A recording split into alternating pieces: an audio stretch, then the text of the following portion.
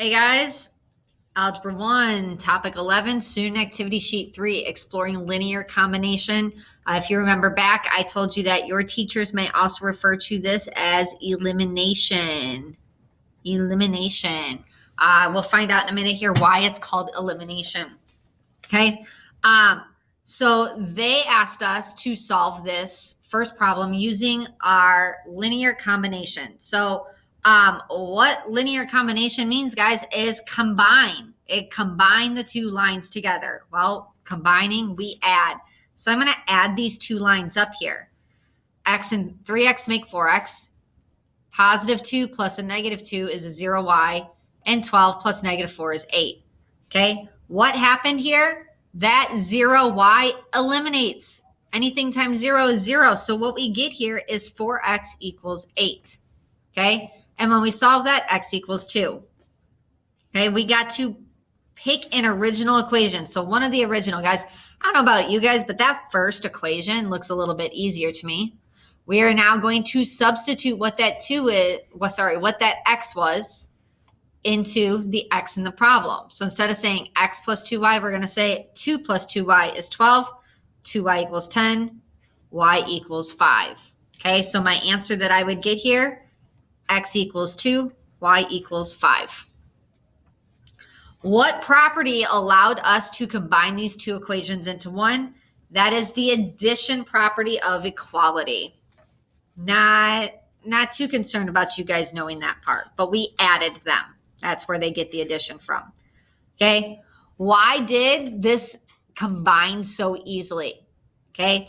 When we combined them, guys, one of the variables, our y's, eliminates. Okay. When we add or subtracted, they eliminated.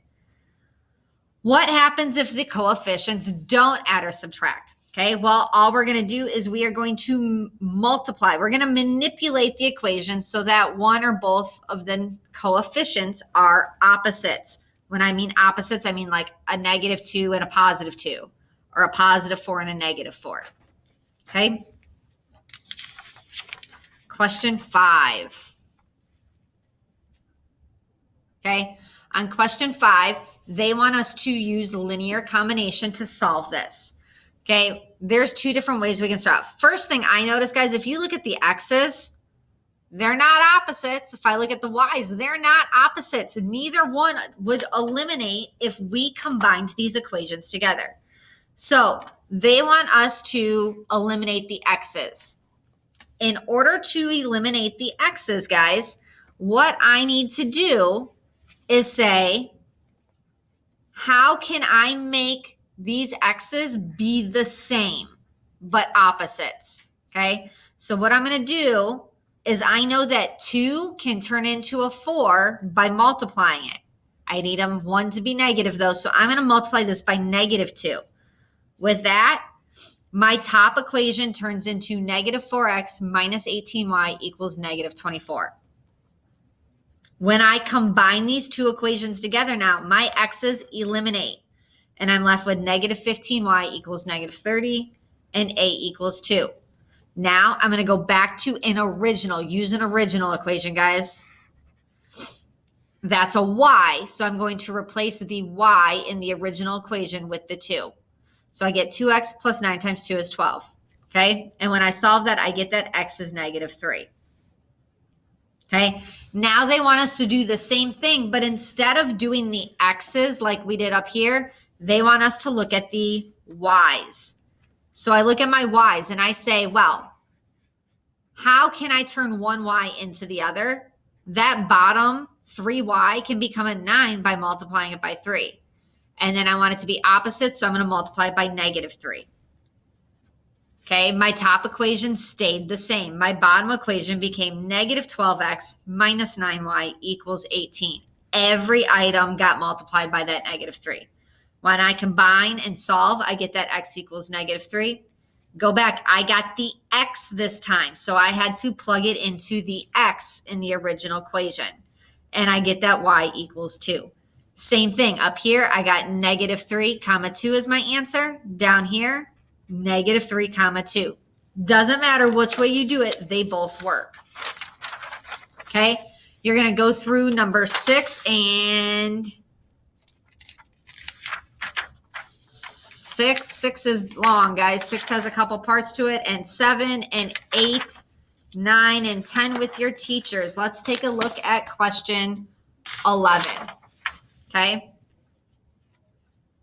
They want us to describe how to use the coefficient of the x terms in this system. Okay. So let's look at the x's. When I look at that, there's no common term. There's nothing that I can multiply the 2 by to become a 5, or nothing that the 5 can multiply to become a 2. So what we have to do is we're going to have to multiply both equations here. Okay. So my simple rules. So they give you guys the steps here. Okay. You can pause the video, go ahead and write these down. My rules, which this is the same thing. We're just going to go a little bit easier. Step 1, multiply the top line by the bottom. So I would multiply the 2 by the 5. Step 2, multiply the bottom by opposite the top. What that means, I'm going to do this for my x's. I'm going to multiply the top line by my bottom x of 5, and I'm going to multiply my bottom line by opposite the top x. My top x is 2, opposite would be -2. Okay? Then we're going to add them together and get my solution of y equals 5. We're going to go ahead and finish it because we got the y equals 5.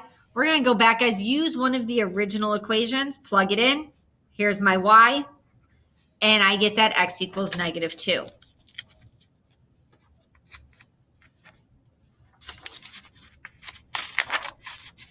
Okay, and your teacher will walk through, sorry.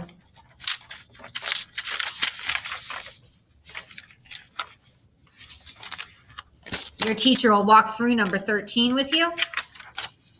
And let's take a look at number 14.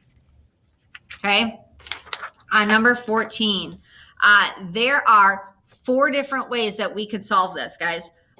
We can eliminate the A's. We can eliminate the B's. There's 2 ways that we can multiply these equations together. Okay. On this first one, I'm just going to briefly go through it. They want us to eliminate the A's by multiplying each term by 2 and each term down here by -8. They tell you what to multiply by. In B, they want you to eliminate the B's by multiplying the top by -3 and the bottom by top by -9, the bottom by 3. So there you guys can see the work for that. Down here in C and D, in C, they want us to eliminate the A's, by multiplying the top equation by 1 and the bottom by -4. Or we could eliminate the B's by multiplying the top by -3 and the bottom by 1. And again, you can go ahead and hit pause if you want those. Question 15. What could you do first to begin solving this system? Okay, so there's lots of options here, guys. Lots of things that we can multiply by. Any one of these would be correct. You could choose to just put one, or you could put all of them. Okay, so they want us to solve it for y. Okay, so I want to get the y's alone, which means I have to eliminate the x's. So what am I going to multiply? 3 can't become 4, and 4 can't become 3. So I'm going to do my 2 steps. Multiply the top by the bottom. And then step 2, multiply the bottom by opposite the top. And when I do that, I get my 2 equations. The top line becomes 12x minus 32y equals 48. And the bottom becomes -12x plus 21y equals -24. If you don't have opposites, do not go any further. You did something wrong, or you haven't finished doing it yet. Okay? And when I solve for that, I get that y equals -24 or 11. See, guys, if we would have had to graph that, that would have been ugly to do. Okay? Number 17. Okay? This time they want us to do the same problem, but solve for the x's. Again, -8 can't become -7, and -7 can't become -8. So with my y's, they want me to multiply the top line by the bottom. So my bottom is -7. That's what I did. Multiply the bottom by opposite the top. My top is -8, so I'm going to multiply by +8. When I do that, I go through and I get that x equals -12 over 11. Okay.